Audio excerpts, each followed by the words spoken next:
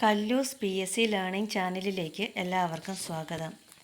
LGS റിവിഷൻ്റെ 45 days ചലഞ്ചസിൻ്റെ ക്ലാസ്സാണിത്. വന്യജീവി സങ്കേതങ്ങളും ദേശീയ ഉദ്യാനങ്ങളും. കേരളത്തിലെ വന്യജീവി സങ്കേതങ്ങളുടെ എണ്ണം 18.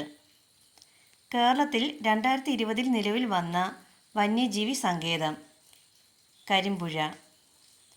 കരിമ്പുഴ വന്യജീവി സങ്കേതവുമായി അതിർത്തി പങ്കുവയ്ക്കുന്ന തമിഴ്നാട്ടിലെ ദേശീയ ഉദ്യാനം മൂക്കുറുത്തി ദേശീയ ഉദ്യാനം. ഏറ്റവും കൂടുതൽ വന്യജീവി സങ്കേതങ്ങൾ ഉള്ള ജില്ല ഇടുക്കി. ഇന്ത്യയിലെ 10ാമത്തെ കടുവ സങ്കേതം പെരിയാർ വന്യജീവി സങ്കേതം. പെരിയാർ വന്യജീവി സങ്കേതം തുടക്കത്തിൽ അറിയപ്പെട്ടിരുന്നത് Nellikampetty game sanctuary. 1934 Nellikampetty game sanctuary സ്ഥാപിച്ചപ്പോൾ തിരുവിതാംകൂർ രാജാവ് ശ്രീ ചിത്ര തിരുനാൾ ബാലരാമവർമ്മ. 2018 രാജ്യത്തെ ഏറ്റവും മികച്ച കടുവ സംരക്ഷണ പ്രവർത്തനം നടത്തുന്ന സംസ്ഥാനം എന്ന ബഹുമതി ലഭിച്ചത് കേരളം. മുത്തങ്ങ വന്യജീവി സങ്കേതത്തിൽ സംരക്ഷിക്കപ്പെടുന്നത് ആന. വയനാട് വന്യജീവി സങ്കേതത്തിൻ്റെ ആസ്ഥാനം സുൽത്താൻ ബത്തേരി. കേരളത്തിലെ ആദ്യത്തെ വന്യജീവി സങ്കേതം പെരിയാർ വന്യജീവി സങ്കേതം. കേരളത്തിലെ ഏറ്റവും വലിയ വന്യജീവി സങ്കേതം പെരിയാർ. കേരളത്തിലെ രണ്ടാമത്തെ വലിയ വന്യജീവി സങ്കേതം വയനാട് അല്ലെങ്കിൽ മുത്തങ്ങ വന്യജീവി സങ്കേതം. കേരളത്തിലെ രണ്ടാമത്തെ ടൈഗർ റിസർവ് പറമ്പിക്കുളം.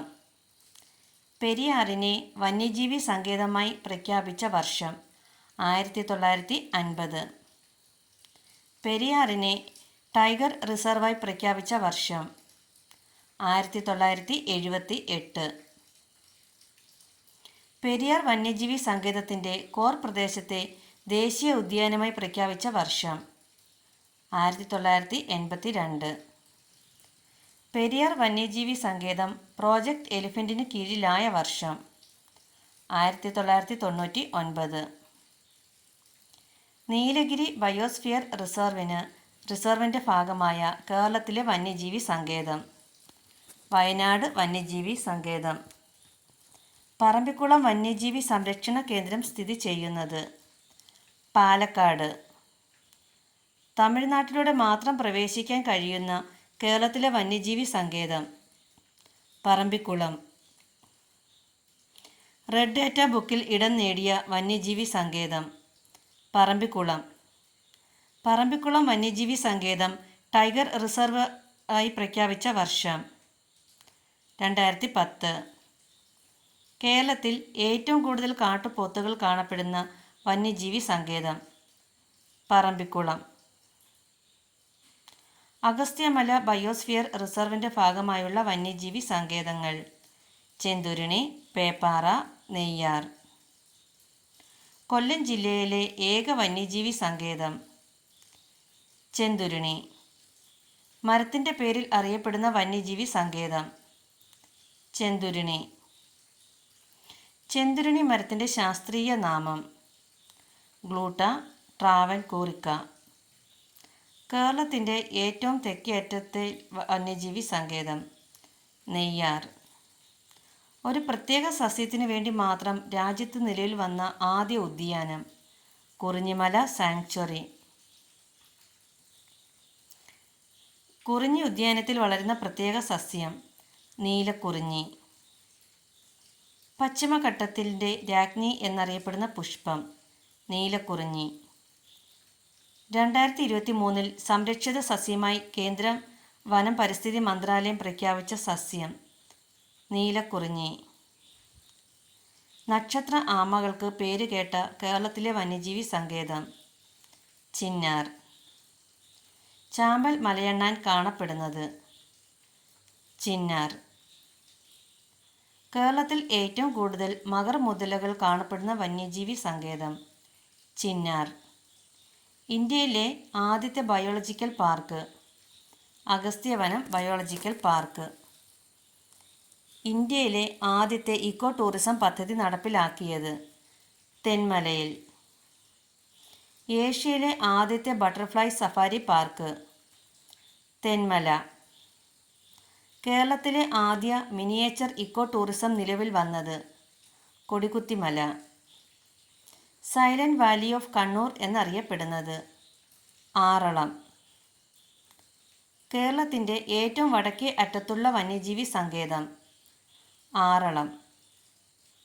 കേരളത്തിൽ പൂമ്പാറ്റകളുടെ ദേശാടനം ആദ്യമായി നിരീക്ഷിക്കപ്പെട്ട വന്യജീവി സങ്കേതം ആറളം. റീഡ് തവളകൾ കാണപ്പെടുന്ന കേരളത്തിലെ പ്രദേശം കക്കയം. മലബാറിൻ്റെ ഊട്ടി എന്നറിയപ്പെടുന്നത് കക്കയം.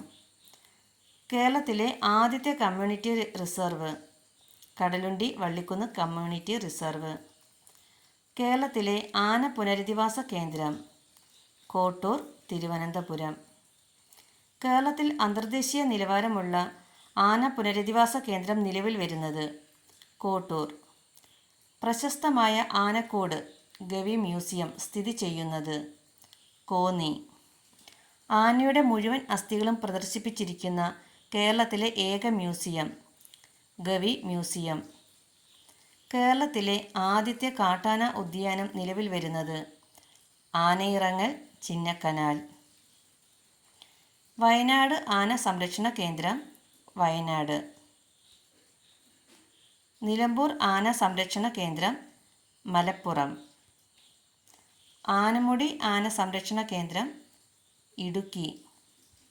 പെരിയാർ ആന സംരക്ഷണ കേന്ദ്രം ഇടുക്കി. കേരളത്തിലെ ആദ്യത്തെ പക്ഷി സംരക്ഷണ കേന്ദ്രം തട്ടേക്കാട്. കേരളത്തിലെ ഏറ്റവും വലിയ പക്ഷി സങ്കേതം തട്ടേക്കാട് പക്ഷി സങ്കേതം. സലീം അലി പക്ഷി സങ്കേതം എന്നറിയപ്പെടുന്ന കേരളത്തിലെ പക്ഷി സങ്കേതം തട്ടേക്കാട്.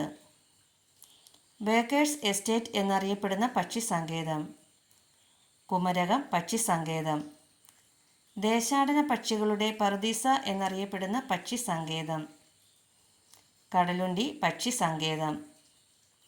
പ്രസിദ്ധ പക്ഷി സങ്കേതമായ പക്ഷിപാതാളം സ്ഥിതി ചെയ്യുന്നത് തമിഴ്നാട്ടിലെ ബ്രഹ്മഗിരി മലനിരകളിൽ. ചിത്രകൂടം പക്ഷികൾ കാണപ്പെടുന്ന പക്ഷി സങ്കേതം പക്ഷിപാതാളം, വയനാട്. കേരളത്തിൽ പക്ഷിഗ്രാമം എന്നറിയപ്പെടുന്നത് നൂറനാട്.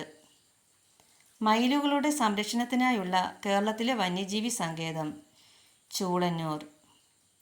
കേരളത്തിലെ ഏറ്റവും ചെറിയ പക്ഷി സങ്കേതം മംഗളവനം പക്ഷി സങ്കേതം. കേരളത്തിലെ ഏറ്റവും ചെറിയ വന്യജീവി സങ്കേതം മംഗളവനം പക്ഷി സങ്കേതം. കേരളത്തിൻ്റെ ഹരിത ശ്വാസകോശം എന്നറിയപ്പെടുന്നത് മംഗളവനം പക്ഷി സങ്കേതം. കേരളത്തിൽ അപൂർവ ഇനം കടവവ്വാലുകൾ കണ്ടുവരുന്ന പക്ഷി സങ്കേതം മംഗളവനം. ദേശീയോദ്യാനങ്ങൾ. ഏറ്റവും കൂടുതൽ ദേശീയോദ്യാനങ്ങളുള്ള ജില്ല ഇടുക്കി. കേരളത്തിലെ ആദ്യ ദേശീയോദ്യാനം ഇരവികുളം. ഇരവികുളം പാർക്കിനെ വന്യജീവി സങ്കേതമായി പ്രഖ്യാപിച്ച വർഷം 1975. ഇരവികുളം പാർക്കിനെ ദേശീയ ഉദ്യാനമായി ഉയർത്തിയ വർഷം 1978. രാജമല വിനോദസഞ്ചാര കേന്ദ്രം സ്ഥിതി ചെയ്യുന്ന ദേശീയ ഉദ്യാനം ഇരവികുളം. കേരളത്തിലെ ഏറ്റവും വലിയ മഴക്കാട് സൈലന്റ് വാലി. കേരളത്തിലെ നിത്യഹരിത വനം സൈലന്റ് വാലി. സൈലന്റ് വാലി സ്ഥിതി ചെയ്യുന്ന ജില്ല പാലക്കാട്. സൈലന്റ് വാലി സ്ഥിതി ചെയ്യുന്ന താലൂക്ക് മണർകാട്. സിംഹവാലൻ കുരങ്ങുകളുടെ ശാസ്ത്രീയ നാമം മക്കാക്ക സിലിനസ്. സൈലന്റ് വാലിയിലൂടെ ഒഴുകുന്ന നദി കുന്തിപ്പുഴ. സൈലന്റ് വാലി ദേശീയോദ്യാനം ഉദ്ഘാടനം ചെയ്തത് രാജീവ് ഗാന്ധി. സൈലന്റ് വാലിയിൽ നിന്ന് ഉത്ഭവിക്കുന്ന നദി തൂതപ്പുഴ. മതികെട്ടാൻ ചോല സ്ഥിതി ചെയ്യുന്ന താലൂക്ക് ഉടുമ്പൻചോല. കേരളത്തിലെ ഏറ്റവും ചെറിയ ദേശീയ ഉദ്യാനം പാമ്പാടുംചോല. Thank you.